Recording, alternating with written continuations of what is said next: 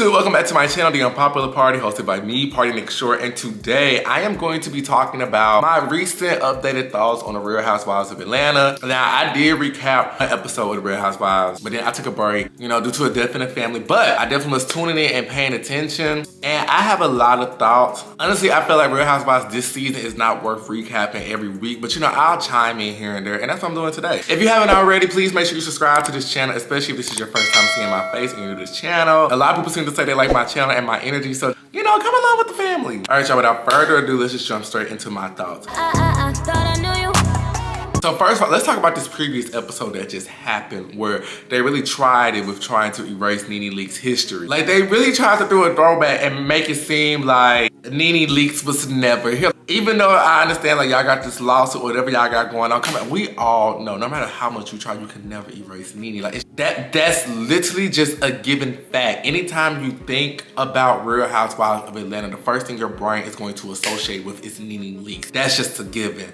So I was like, y'all really tried it. Like, y'all really tried to do that. Like, shame on y'all.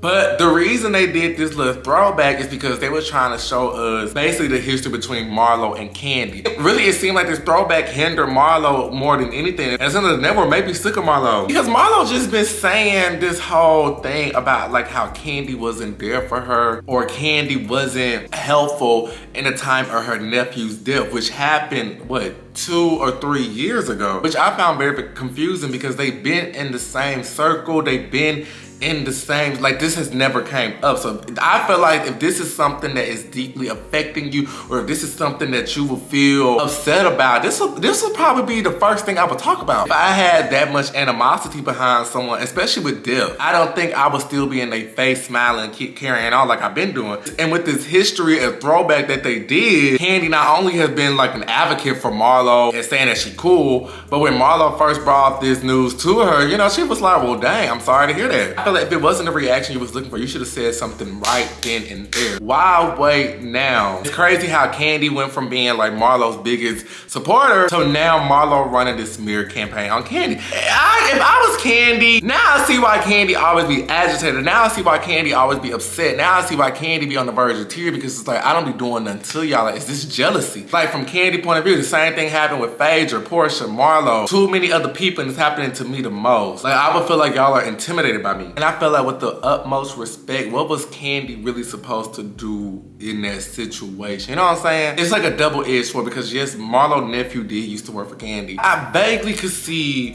where Marlo is coming from, where like maybe you could have like sent flowers and stuff like that. I could give you that, but like I said, this should have been something that was brought up if you felt that way when it first happened, not a couple years later when you're just looking for a storyline. Anyways, the other stuff that happened on this previous episode that I want to touch on is Sonya and this family drama, because it sounds like it's about to get pretty messy. Now, speaking of Sonya, I'll give her critical credits due. Mama's is out here making moves. Like, okay, belt, like, tough. But this whole family crisis dynamic, it's just like, it sounds like y'all getting salty. I feel like in all fairness, like, Sonya's husband isn't wrong for wanting more space. A lot going on. It's been a dynamic that's been going on for the longest. I feel like nobody should feel like they're walking on eggshells in their own house. And one of my friends' dad used to say this saying a long time ago: it's one thing to see me, another to stay with me. He probably just getting sick of them. Too many kids running around, mama and daddy saying they stuff. And from what it looks like, Sonya's sister and Sonya, they just have two different styles of parenting, so it's clashing. Like, to a certain extent, yes, if I'm Sonya's sister, I'll be irritated too if I'm getting the kids ready for dinner. You talking about some, let's go outside. Like, come on now. Also the same, bro, correct me if I'm wrong, but Sonya is paying for everything. So, a little bit of entitlement there, but I think it's more to the story. But that brother-in-law was real bold, quitting like, oh, okay. I was trying to help you out. You ain't gotta work for me. Then we also see Kenya just trying to navigate things with her love life and, like, you know, this opening of Kenya Moore hair care. She keep posting up with this Akila girl. You know, I'm looking at Bravo like, okay, what are we gonna do with this? Like, are y'all introducing her to maybe potentially sprinkle her in within the cast? I would like to see what she brings. She has an interesting look. Honestly, truthfully, I'm going off script real quick. Real Housewives of Atlanta need a makeover desperate, because it's something missing. I was telling somebody the other day, it just seems like nobody on the cast is like the main cast. Everybody is giving friend of energy, if that makes sense. Really, except for Kandi and Kenya, but they're just not, what I noticed, they're not strong enough cast members if they don't have a good opposing counterpart. Like what I feel like made Kenya so strong on the show is because, you know, we always had that good Portia versus Kenya back and forth. We always had that good Kenya versus NeNe back and forth. Now Kenya ain't really got nobody to go up against, and it's just like, Kenya just there. Not in a bad way, but it's just like, yeah. And I'm tired of seeing Kenya versus Marlo because Marlo is to switch side, pick and choose. Like, I need you to be consistent. Like, either you like me or you don't like. You can't be banging on my door.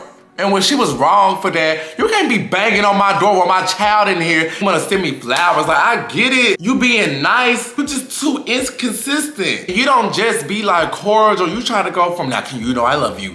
No, I don't know you love me. So yeah, nobody really just feels like that. Like they're cool, but they're missing that one person. I'm not gonna say I was trying to like Courtney. I was trying to like understand because I was like, okay, maybe this is what the show needs. Maybe we need that new villain on the show. I'm not buying this whole little cousin thing. Then when she was talking to Sonya, she was like, you know, Kandi, she brought out the crowd and it was ghetto.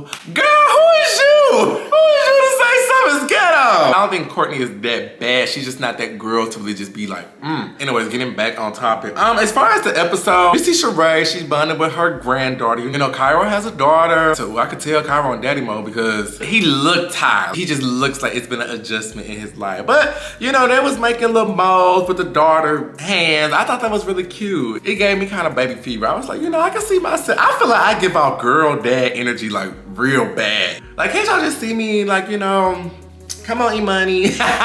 So then we see Drew and her husband, Ralph. I'm really interested to see how this storyline is gonna play out. All these episodes feel like filler episodes because it's like, when we gonna get to the point where we start to see the cracks where we can notice the divorce is coming? You know, it's real happy home right now. It's like dramatic irony. You know, we the audience know something is coming up. It's just they don't know it yet. But I feel like the first episode of Housewives started off good with development, especially with story, but now we just lost in limbo. Like, where Martell at? Like, we ain't seen Martell and Sheree in a minute. We see Kandi, you know, with Ty. You know, Kenya had a little birthday party for Brooklyn.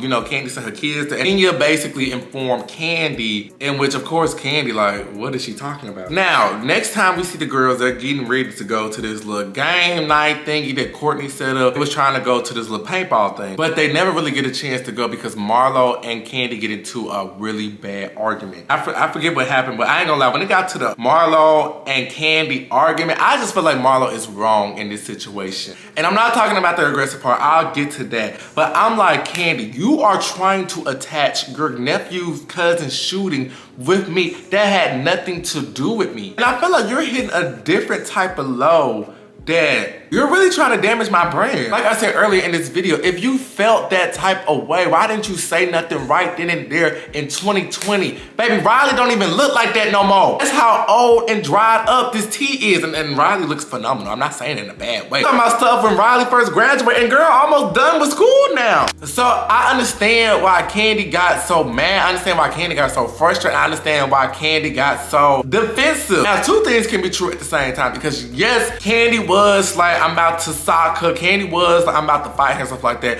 Marlo was not trying to get aggressive. Like when the girls was like, she's trying to be aggressive. I disagree. Marlo was not aggressive. She's right. She put her hands like this. You didn't care about flowers when you text me a couple of days later. So aggressive. She's being aggressive. She needs to go. I feel like she's being aggressive in the sense of, you're saying disparaging claims. Did I say it? You're saying some low down claims about me and I'm sick of it. And then this is what I didn't like because clearly you can see like the sides are being formed. See, there's a division happening. Side note, Courtney tried to extend her little sorries to Kandi. I'm like, it's too late now. But when Kenya and them was calling Marlo a trick or whatever, and then Sonya, well, we're not gonna say all that. Girl, what's someone say on Twitter? I love how she ran track, but she's still on the wrong team. And cause like the main reason is this, it really could have been anybody else. It could have been Sheree or whoever else that said it. But you've been mainly attaching or trying to attach yourself with Kandi from the beginning. Kandi already said you clout chasing. But you done went on trips with her, took your family and stuff out to Disneyland and stuff like that. You wanna have somebody back who don't even care about you really. Like, you wanna break your neck to be like, don't call Marlo a trick. But when they was laughing and talking about Candy and calling her ghetto, you over there laughing and cheese. This is why you have to watch people. I understand why Candy be so frustrated. Y'all want to be around me and y'all want to be in my spaces and y'all want to associate yourself with my wealth. You like my wealth, but you don't like me. And that's the issue. Now I get why her longest friend's been Kenya. Like, it's weird. Like it's weird. Y'all are weird. But anyways, they go play the little game. But yeah, I don't know. What do y'all think about this whole situation? I still say Marlo is wrong, but I would love to see, like, what are y'all thoughts? Like I said, I probably won't do like a whole little recap of Real Housewives. I'll probably just come in and out. But what did y'all think of this episode? Put your comments in the comment section below and I will see you guys in my next video. Bye!